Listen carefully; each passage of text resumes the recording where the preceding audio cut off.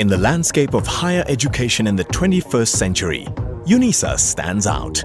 We are the largest university on the African continent with more than 300,000 students, offering a wide range of study choices of incomparable value through our distance learning mode of delivery. We draw on a unique heritage with its roots founded in 1873, initially as an examining body, but later the first university to teach exclusively by means of distance education, and today the continental leader in open distance learning.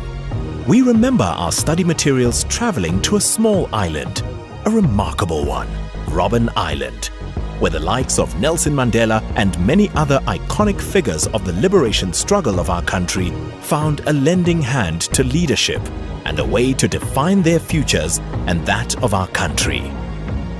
Today, through various leading centers of African scholarship, such as the Thabo Mbeki African Leadership Institute, the African Institute of Renaissance Studies, and the Archie Mafeje Research Institute, we help to shape thought pioneers and the African leaders of tomorrow.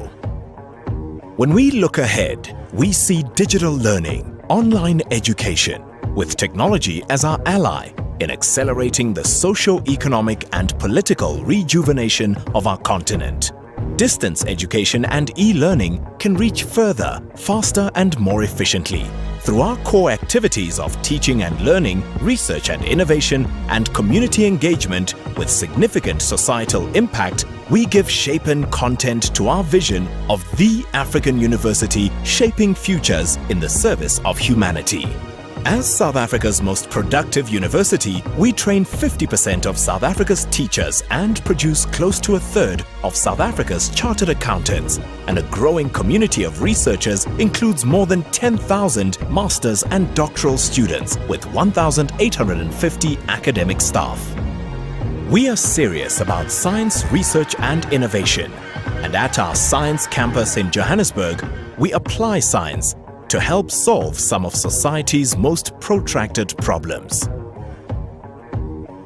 Considering the huge number of students who have passed through our doors over the past years, Unisa has graduated the rich and famous and the poor and famous, and of course, the game changers. Most of our graduates are ordinary men and women whose commitment and diligence have enabled them to go and do extraordinary things with their lives. We draw together a community of stakeholders in an irrevocable destiny to shape our country and lead our continent to strive for social justice, to foster excellence and integrity. At times, we are referred to as the University on the Hill, with its roots firmly embedded in communities. Higher education is a daunting and challenging endeavor in the 21st century, with new challenges and demands at every turn. We will continue to shape the future of our people, our country, and the continent. We are more than just a university. We define tomorrow.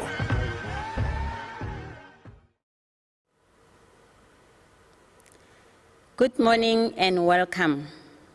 My name is Ellen Mokwena Mofokeng from the Marketing Division. It is my privilege and pleasure to welcome you here today. Thank you all for joining the Unisa Visual Open Day. Our focus today is on short learning programs from the Center of Lifelong Learning. A Unisa Visual Open Day brings about awareness, it informs, and recruits potential students to apply and register for our qualifications. At the end of the program, we will have a live question and answer session. You are encouraged to post your questions on the chat box, as we have other specialists who will attend to them via the chat box. Without wasting any time, I will now introduce Mr. Mafeno Pore and Ms. Beauty Mahlangu, who will give us the presentation and take us through the application and registration process. Thank you. Over to you, colleagues. Hi, good morning, everybody. My name is Mafeno, and I work for Unisa Center for Lifelong Learning. And that is the section that's going to be talking to you today with regards to the short learning programs of the university. I would like to welcome you all from wherever you are. I'm hoping that you are having a good time, and hopefully you will get something out of today's presentation as far as the short learning programs are concerned. So I'm going to be running through the presentation, and the question and answer session will only happen at the very end after my presentation. Thank you very much. Okay. Now, as I've already said, the short courses for the university are offered through the Center for Lifelong Learning. Okay. Now, a lot of people confuse what short learning programs are. In this presentation, I'm going to be taking you through a whole lot of information so that when we leave here, at least you have an idea of what short learning programs are and what they can do for you as a potential student of the university. Okay? Firstly, the short learning programs, or SLPs as we often refer to them, and I'm sure once you are part of our journey, you'll get used to a lot of our terminology. They are meant for really introductory and pragmatic approach towards learning. They are of non-degree in nature, and what they are meant to do really is to develop one's skills and knowledge in a particular chosen field of study. So, and you'll see in the next slides that SLPs are available across all our colleges as a university. Okay? Again, they are very quick and effective in nature, covering key fundamental concepts of your subject field. Okay? They are steeped and anchored from within the rigors of the academia, in the sense that they've been developed from degree courses in themselves. So that is the beauty about them. They are not a standalone, but they come from within the research of the mainstream programs, so to speak. Now, why SLPs? Why should one do SLPs? We're going to run through some of the rationale and the benefits of them all. Now, SLPs, as we said, they are meant to update and broaden one's skills and knowledge in a particular chosen field. They are meant to provide that sort of just-in-time sort of learning which is focused to a specific point of need, really. Okay? And they are meant to specifically meet your learning needs. And those learning needs could be necessitated by many things, and one of which could be your employment requirements, for instance. Or it could purely be something that you wanted to do from a personal point of view. So in that regard, they would also meet your needs. The beauty about it is that they are part of the continuing personal development. I mean, all of us, as you know, the lifelong learning sort of journey, and that is why we call ourselves a center of lifelong learning, is that people should continue studying the whole time and improving themselves. Now, there is what we call a ladder of learning. Now, SLPs might appear as if they are at the bottom rung of this whole journey, but there is a reason for that. And that reason is that for the majority of new students who perhaps for whatever reason never got a university exemption or entrance into university would start with these kind of programs. But the programs are themselves available to everyone, regardless of whether one has got a matric only, or one has got a degree or a post-degree, postgraduate qualification for that matter. In fact, certain of our programs, as you will see later, do require that one should have not just matric, but a post-matric qualification, because they are pegged or pitched, should I say, at that specific level of sophistication, such that you would need to have a post-matric sort of qualification. Now, the duration of SLPs differ from as short as 3 months only, and intermediate we have 6 months period, and maximum we have a 12-month period of study. Now, our SLPs all conform to the Unisa's ODL model, that's open distance e-learning, and they are also available online. In fact, majority of them are already, you can do them online with your computer in front of you. Now, there are specific or different categories, should I be saying, of all the SLPs as we offer them. And I'm just going to run through them. There they are. You do have what you call short courses or advanced short courses. And we'll explain that in the next coming slide or two. You have what we call courses, and you have advanced courses. You have programs and advanced programs. Do not worry about all these terms or terminology. You will be able to see those and how they interact with one another in terms of you choosing as a student.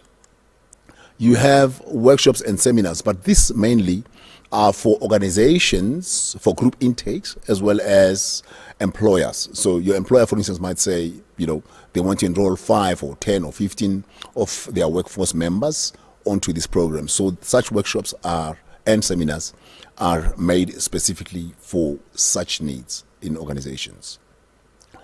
We already covered that one of the duration of the program, so I'm not going to over-labor the point. Now the question is, who can enroll and how? Now, by and large, the minimum requirements to register for an SLP within Unisa is your matric certificate or your national senior certificate, or an equivalent if you happen to be registering with us from, say, outside the borders of the country.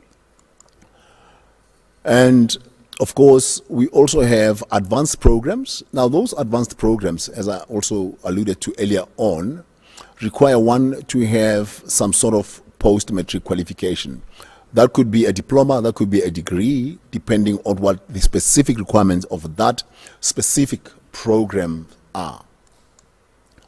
Now, you also have what we call recognition of prior learning, through which one can get oneself studying any particular SLP as such. Cost considerations and fees. Now, generally, the university, or Unisa, should I say, is a lot more affordable than many universities out in the country, and there's a reason for that. And this also now applies to our short learning programs, which is a beauty, because if you can be able to raise those minimum rents to be able to study, then you are also on board. And the reason for that is we have a social mandate as Unisa, and that is to be accessible and affordable. So that is the main reason, and therefore I think this is something that adds another feather really in the cap. Now, of course, each one of the programs does have its own fee structure, so you need to just take a look at that. They are not priced exactly the same way. It depends on a lot of many other factors. That's very important for one to know. Okay, now I'm just going to run through the repertoire of these programs and the subject areas offered. Now, all our SLPs are offered right across the entire number of colleges. For instance, all these are university colleges so far, 7 of them: accounting studies, agriculture, environmental sciences, economic management sciences, education. It's up to you. You got to choose depending on your need. Now, within that, for instance, as I said, you have a college. Within each college, you have a department which would have many, or rather, each college has got many departments, and then within that, it's what they call subject fields. There's an example, for instance, College of Accounting Studies, you'd have accounting. And then within that, say you'd have a department of financial accounting, and your subject area might be, or that way you want to choose your courses, course in basic accounting studies. But as I said, you should be able to see this, especially when we demonstrate our website a little later, for you to see how to really navigate through that, because you can access information on our courses via the colleges themselves, in addition to going through the UCL. Okay. Now, at the end of your program, what do you get from us? You do obtain your certificate, of course, issued by Unisa. And the beauty of that is that it gets onto your CV, which is great. So it adds to your marketability if you're someone that would be looking for a job or looking to change jobs or just to really improve on your career. Now, so certain of the programs, their modules are actually credited towards your higher learning. If you remember that model earlier of the ladder of going up the food chain, in the sense that you can ask for credits, for instance, in certain of the SLPs, so that when you register for a higher program, you are able to get those credits, or those credits can be obtained through RPL, which is recognition of prior learning. Now, the applications, how you apply, you simply go to the Unisa website /UCL, which, as we said, stands for Unisa Center for Lifelong Learning. That's where you find all the information about our programs. We've been open since September of this year for the semester courses, and we're closing on the 12th of February. Please note that 12th of February next year.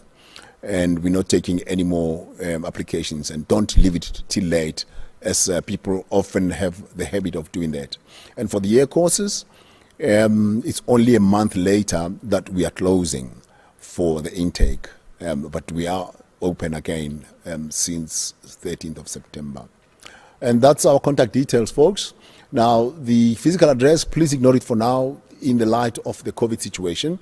Please contact us via email or through the telephone. As you might know, again, people are working from home, and telephone might not necessarily always be a preferred option, but yes, phones are being answered at UCL, I must say, but not for all the university queries, please.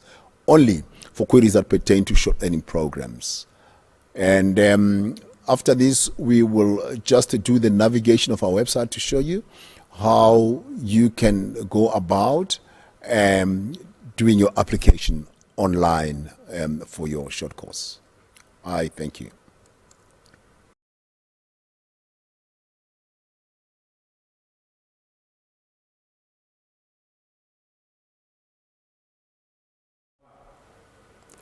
Good morning, everyone. My name is Beauty Mahlangu. I am the student advisor. I am with the Unisa Center for Lifelong Learning. Today, I'm going to take you students through the process of application online for the short learning programs. As you know, when you apply, you have to go to the Unisa website, and that would be www.unisa.ac.za. Then when you get to that website, you click on the link, apply. You will see when you are on the website, on the link, you will see the short learning programs.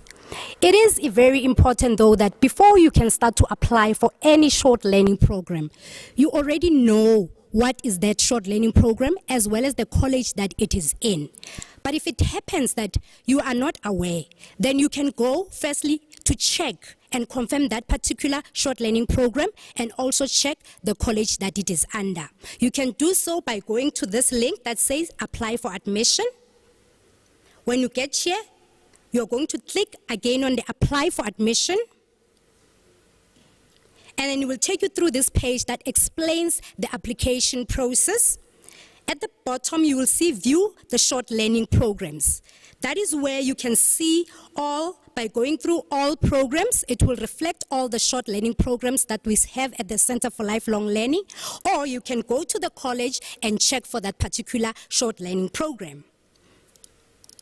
Now, I'm going to begin with the application process, whereby I'm going to be taking you step by step on the process. Before I can begin, I would like to explain this. We have 3 types of students, which the first one is the one that I'm going to be dealing with the most, of which is the student that has never applied altogether at Unisa. That is the demonstration that I'll be using for the new student. But yet, you have a student that has applied for a short learning program, but then that particular student would like to do a different short learning program. In that case, these students are different because the first student that I referred to would not have a student number altogether on the system. But this other student, they have to apply, even they've done a short learning program before, because they're now moving on to another short learning program. Hence, they need to apply. But when they apply, they will indicate that they already have a student number. The last student, though, that I would also like to mention for the student is a student who has applied through Unisa, but not necessarily for a short learning program, but for a formal study. With that particular student, that student will apply as a new student. The reason being is the fact that that student will have a formal student number, but yet on the short learning portal, they will require a short learning student number, not that one of the formal side. So if that student applies, they will apply as if like they do not have a student number altogether. Let me begin the demonstration. I will click on the apply for admission. When I get here, it is very important to start your application process on this link here that I'm going to click. It says you can apply online for short learning programs. You click here. At this stage, when you get to this link, you're already aware about the short learning program that you would like to do, and you also know in which college is that particular short learning program. And then let me tell you, student, as well, it is very important that when you undergo this process, you already have everything in place. Your qualification that you want to do, the college that is within, as well as the documentation, because when you go to the details of the short learning program, it will specify what are the requirements that are required for that particular program. And it is necessary, because we are doing the online process, to have those requirements documentation is in a soft format electronically. Now I'm going to begin the process. I'm going to go to short learning program and click on it. Do you already have a student number? As I indicated that I'm going to demonstrate with a new student who does not have a student number altogether, I'm going to say no. Moving on, I'm going to be required to state the surname there.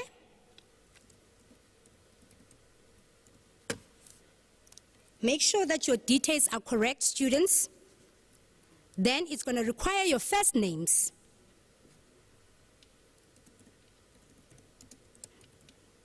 Then the next part will be the date of birth.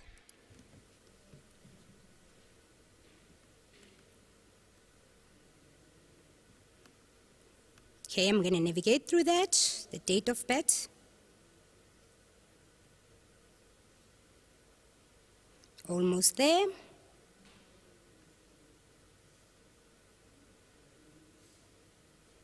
You need to ensure that your details are correct. There.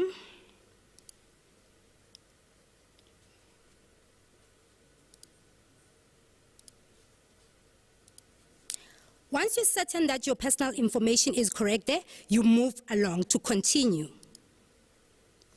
Then you wait for the page to load. Now, you're already certain, obviously, because you've checked under which college is this short learning program that you'd like to apply for.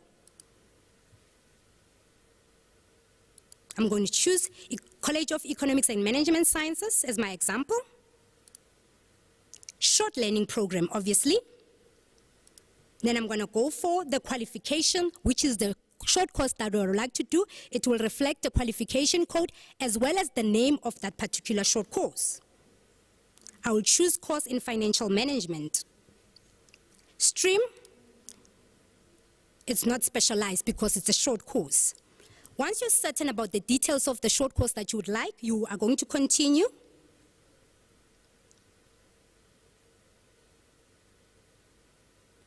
Waiting for the page to load. There you go. The short course that you would have chosen will reflect on your screen, and it will also indicate the academic year that you're applying for. Then you are going to continue. There, it will show your surname there already.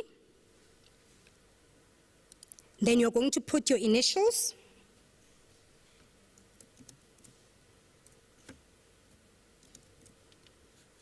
The title. You will choose the one that is relevant to you. If there is a maiden surname, you need to also indicate it there. And then now you're going to capture the ID number or the passport number, depending as to whether you are a South African student or a foreign student.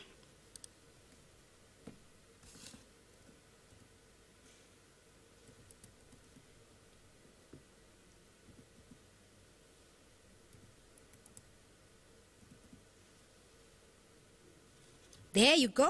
Then I'm going to choose South Africa, RSA. From there onwards, you indicate the gender. If you have a physical disability as a student, it is very critical that you indicate. You will see when you click on the list, it will indicate all the disabilities that are likely for a person to have. If you do not have a disability, you're going to choose not applicable. Make sure that your information is correct. Then you are going to press on continue. Now on this page, you are going to put your contact details. Depending on the country that you're with, you're going to start with the code.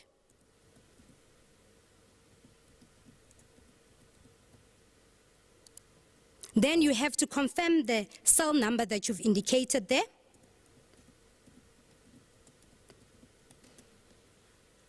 Then you have to indicate the email address.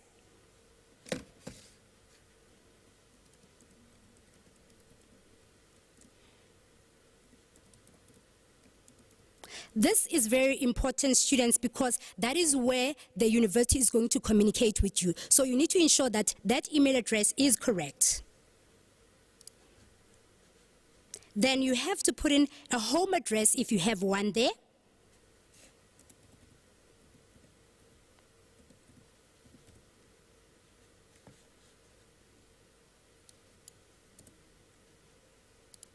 Then if you have a work number, you can also indicate it there.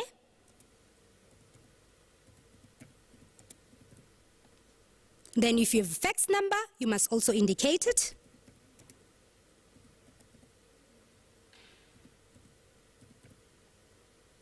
Then now, there are questions that are going to be asked there. You need to ensure that you answer them correctly. The first question will say, do you require further assistance with career planning and the appropriate selection of a study program and subject? If you feel that you really need this, you have to click on yes. If you feel that it's not necessary for you, you can obviously choose no. Are you a current or retired Unisa staff member? That you'll choose what is relevant to you. Are you a dependent of a current, retired, or a deceased permanent Unisa staff member? You'll also choose what is relevant to you. Are you a prisoner? You'll also choose what is relevant to you, students. As you know that we are going through the pandemic of which is COVID, at Unisa we write our exams online. So every time you come here, you will find this examination center, which means that it is an online exam that you will be writing, since you know that Unisa is a long-distance institution. So that even when you click on this, it will still reflect the same exam venue, which shows that it's an online exam that you will be writing. It will also ask you if you intend to apply for credit. Some students have previous qualifications and they feel that even with this particular qualification that they would like to apply now, maybe with their previous qualification, they would like to start by applying credits. If that is relevant to you, you will choose yes, but if not, you will choose no. Then now, you also check if your information is correct, then you move on to continue. There is something wrong. If there is something that is not correct, the system will indicate to you. Let's check what the problem is.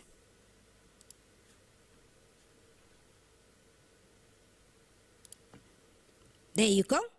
Then you go to continue. You will see that the system has moved on to the second page, of which is your address now, student.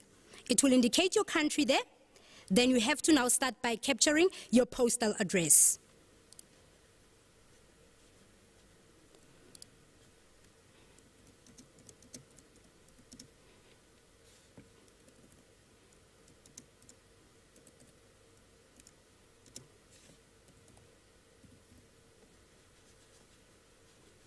And you will indicate your suburb.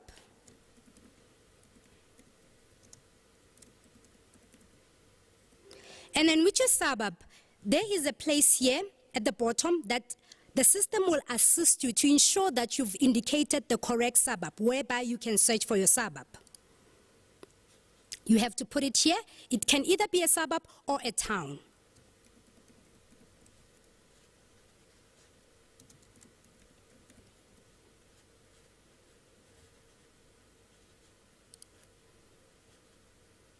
Okay, there is something wrong there. We'll have to edit that. There you go. The system will show the correct town name or suburb name. Then you can go on to continue.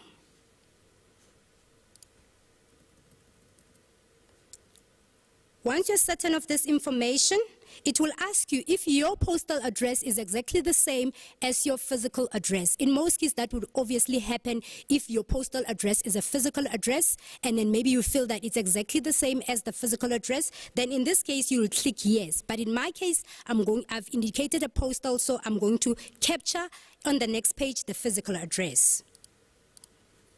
Then I continue. Here, I now have to capture the physical address.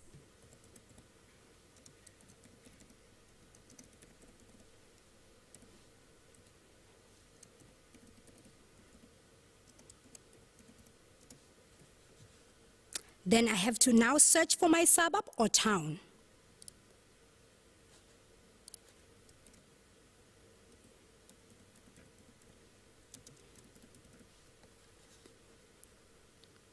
Then I allow the system to search it for me. It will indicate the correct suburb there or town. Then I move on to continue.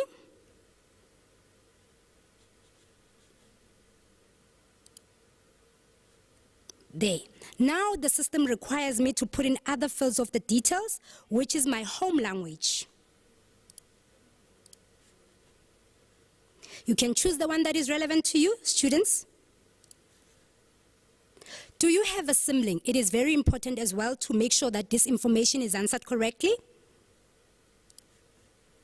Your nationality, which is the country that you're from.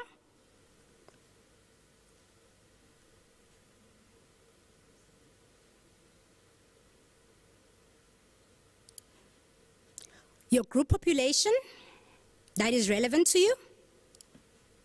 Your occupation, which is the job sector that you're in. And you'll also choose the economic sector that is under. The previous economic activity that you did previously. You choose the one that you feel is relevant to you. Here are the options here. You might be a university student. Once you're sure that this information is correct, you move on, students, to continue. Now, you come to this part whereby you're going to capture your previous school details. It is very important for short learning program students to make sure that they choose the National Senior Certificate part. Because if you happen to choose maybe the senior certificate alone, it might require you to actually put other details, and maybe at the time you might not necessarily have it, like your examination number. And if you do not capture the correct details, the system will not be able to calculate correctly. But because mostly with our short learning program, our minimum requirements is just the matric certificate, unless maybe you are doing an advanced program. So it is always safer and easier best to choose the National Senior Certificate. You won't be really required to capture a lot of details here, but if you do have that information, you can capture it here as to what was your highest admission. You can choose. If you have the details of your matric exam number, you can also put them. The year that you matriculated, the province that you matriculated in, and the name of the school where you matriculated. But if you have chosen this National Senior Certificate and you do not have these details, the system will not block you to move forward. But if you know of these details, you're welcome to complete everything. But it is always wise for students to click the National Senior Certificate, because that is the requirement, or any other NQF level 4 qualification with most of our short learning program. Once this information is completed, you can continue. Now, the information that is needed here is the resources that you have or that you might have or might not have to study for this particular short course, of which it is very necessary that you have these resources to study, since you're going to be studying at home a short learning program via distance learning. So if you have a laptop and you're going to be using your laptop to study this short course, you can choose a laptop. You have a desktop, you can use it. You can choose a desktop, whatever it is that is relevant to you, student. I'll be choosing a laptop. To have access to data, it is very important as well to also indicate this information.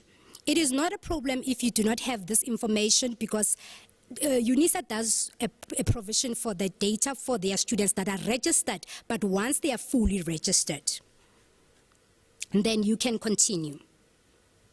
Now, the system will show you that this is the course that you've applied for which year. Then now it will be taking you through the declaration and the undertaking, whereby you as the applicant will check that everything and be asked to confirm that everything that you've completed, it is indeed correct. If you agree to that, you will agree on the spot. From there onwards, you will submit application.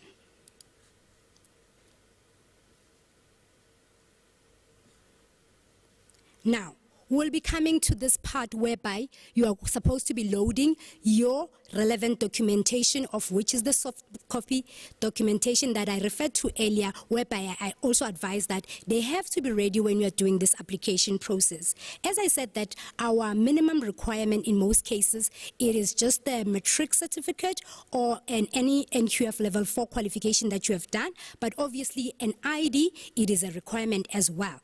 So you need to ensure that this documentation that you're going to be uploading here, they are certified documentation within the period of 3 months, and you have them in a soft copy format. So now I'm going to choose a file. I'm going to be starting off with an ID or a passport. Then I'm going to search for that file where I've saved it. There, then I'm going to upload that ID. You will see that when it's uploaded correctly, it will reflect on my right-hand side there, uploaded files in blue. Then you are certain that your document is uploaded correctly. Now we're moving on to the next document that you're supposed to be loading, which was the requirement for this course that I applied for, which is my matric certificate.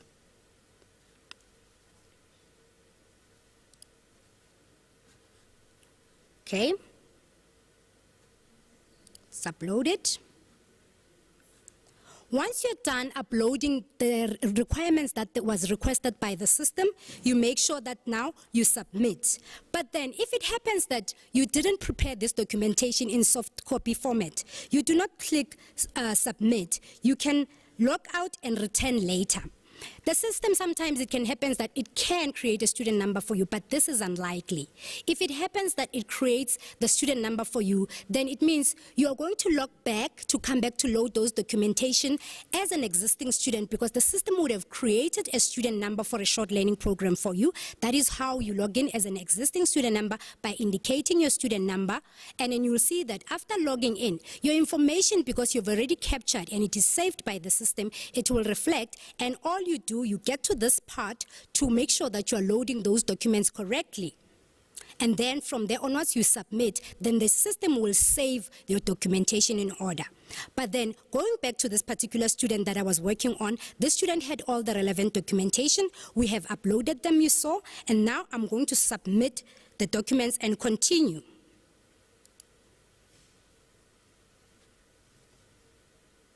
There you go. Here it shows that this is my confirmation of my application.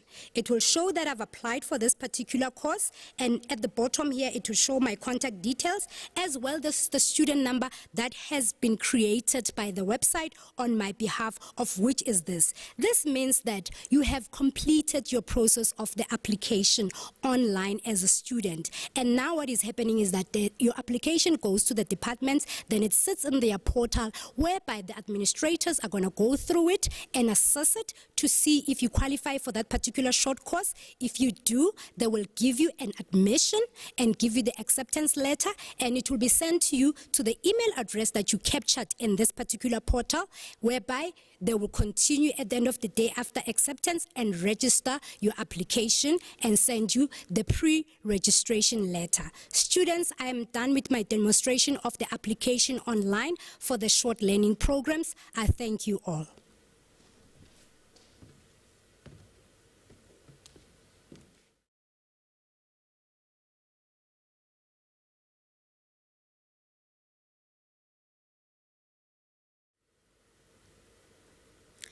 Thank you, colleagues. Thank you for an informative presentation. For now, we will allow questions, live questions. My colleagues here will be answering those questions. Thank you.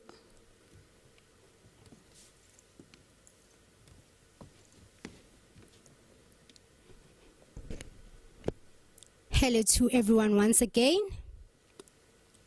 I will be taking some of the questions on the question board, and there are colleagues that are assisting me who will be actually answering some of the questions on the background. Okay, I'm going to read out this question that I'm seeing here, and then I'm going to respond to it. The question says, so can I only do an SLP after I obtained my degree? No. I'm now responding to the question. You can start with the short learning program at any time at any particular time. You do not have to necessarily complete a formal qualification, a degree, to start with your short learning program. As long as you do have the prerequisites, of which the minimum is a matric, you can apply and do a short learning program. I hope I answered you correctly there.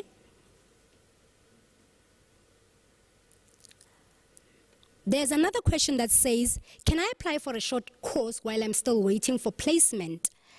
I'm not certain as to whether the student is referring to the formal side or what, but if, let's say for an example, you've applied on the formal side and you're still waiting for a placement there, and you would like to also do a short course on our side, yes, you are more than welcome to do so. You can do a short course when you qualify for it, and you can be registered for it. Some of the students even do the qualification simultaneously, a formal qualification as well as the short learning program. Yes, we do. There's a question about the psychology program there. Do you have a short learning program for psychology? Yes, we actually do have a variety of programs under psychology. So all you need to do is to browse through our website, students, and check for the one that is relevant to you. And if you feel that it fits with you, then you can apply for it. There's a question that is in questioning about the paralegal certificate or a diploma online. Actually, as we've indicated before, we only deal with the short learning programs. The diplomas are for formal studies, and that you have to apply with the formal side of Unisa. We specialize only with short learning programs.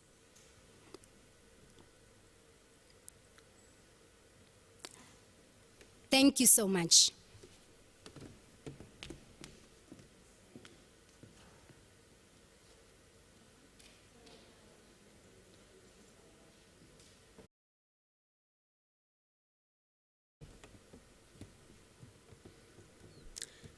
Thank you, colleague.